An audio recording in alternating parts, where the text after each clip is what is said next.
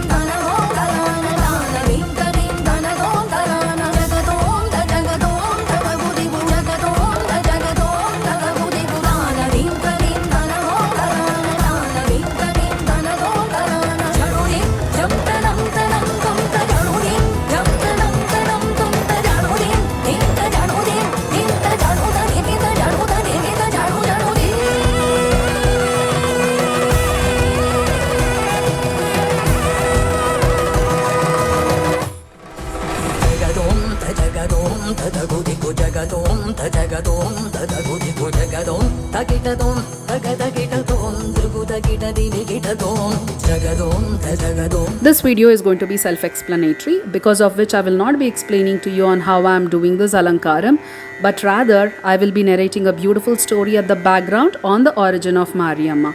So do listen to the story and enjoy the video. The goddess Mari is called as Mariamman, is also a Mariamma, that is mother. She is the chief South Indian mother deity, chief biggest in the countryside areas of Tamil Nadu, Karnataka and Andhra Pradesh.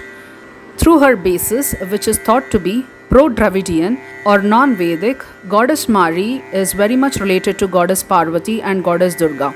Mariamman is an avatar of Shakti and is closely related to Mother Kali or Durga. Like Kali, she is generally the guardian goddess of a community. Like Kali, her shrines have always been approachable to the people regardless of caste. So she is called Mantai Amman, that is Lady of the Common Ground. Her priests usually come from the lower, tribal and laboring classes. Also, she is quite favorably disposed towards gay and transgendered people. As Shakti, she is the cosmic serpent with 5 faces, and in the local traditions, she is said to have created even the highest gods, that is the Trimurti. As such, she is called as Peddamma, that is Great Mother. Here goes the story of Mariamma.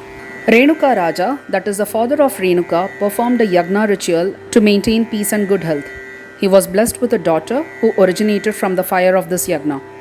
Renuka was a bright and active child and became the most beloved child to her parents. While she was 8, Agastya, who was the guru of Renuka Raja, advised him to have his daughter married to Jamadagni when she reached maturity. Jamadagni was the son of Ruchik Muni and Satyavati and had obtained the blessings of the gods by performing severe penance. Renuka and Jamadagni Muni lived in the Ramshrang mountains near the present-day Savadatti area of Belgaum district. Renuka helped the Jamadagni Muni in all of his tasks of performing various rituals and puja.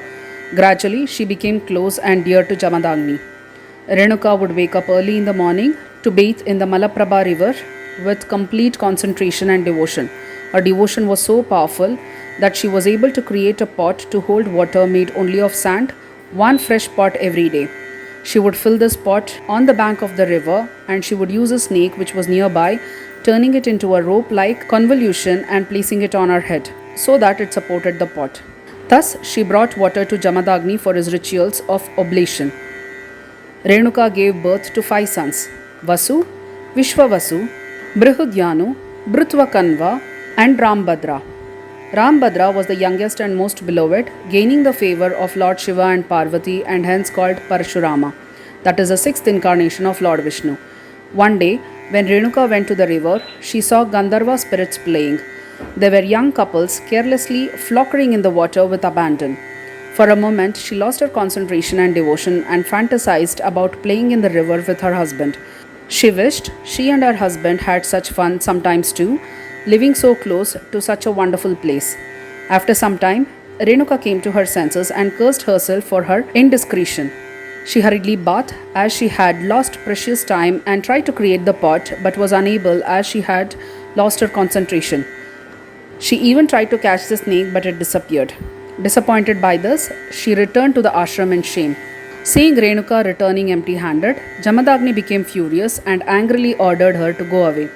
After being cursed by her husband, Renuka went east and sat in the forest to meditate.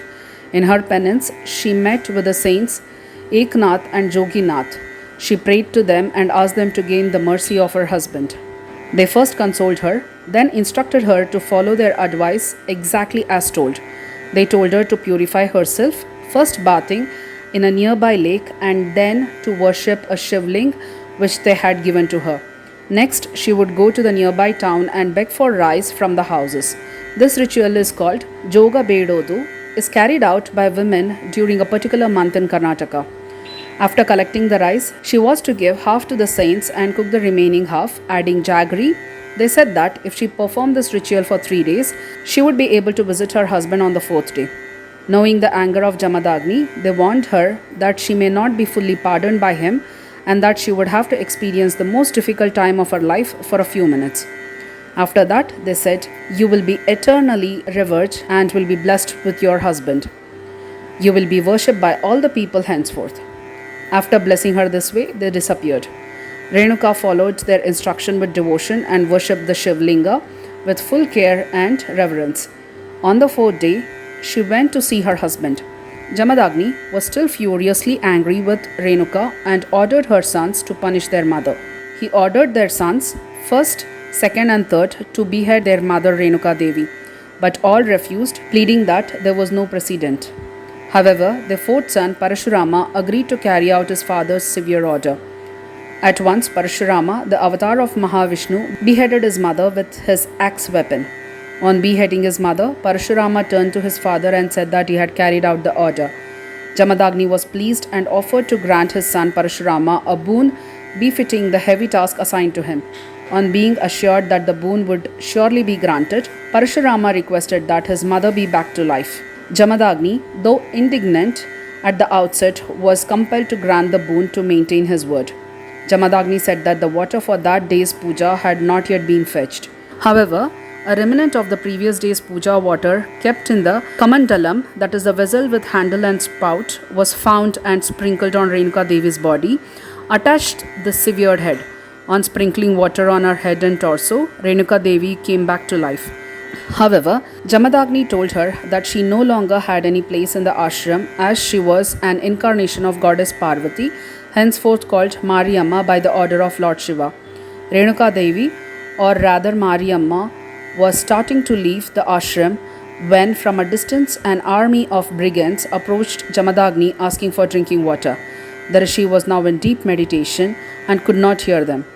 The warlord of the brigands turned wild and told his followers to cut off the head of the rishi, which they did. Since Jamadagni died in a sacred place surrounded by ashrams, his body could not be kept for long, and accordingly a funeral pyre was built and his body was cremated. Renuka Devi, on seeing her husband's body being burnt, turned and leaped upon the funeral pyre as a last mark of respect for her rishi husband. Indra from heaven ordered Varuna, the rain god, to drench the fire with sudden heavy rain so that the fire will be extinguished.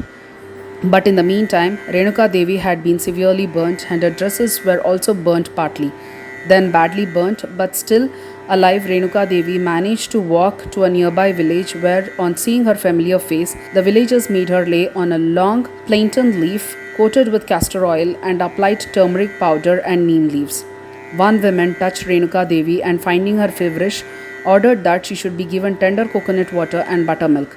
Then Renuka Devi went to the next village inhabited by washermen who, upon seeing Renuka Devi's burnt sari, offered her a pure white sari and a red sari that is normally worn by Mariamma. On descending from Mount Kailasa, Lord Shiva appeared before Renuka Devi and pronounced her as none other than Uma Devi, Parameshwari or Jagadishwari. Ever since then, Renuka Devi has been called Mariamman and the other names according to the local traditions. So this completes a short story about Mariamma. I hope you all have liked the story. So I hope you all have liked this video. If so, please click on the like button and subscribe to my channel, and don't forget to click on the bell icon to get automatic notifications every time I release a new video. Thank you.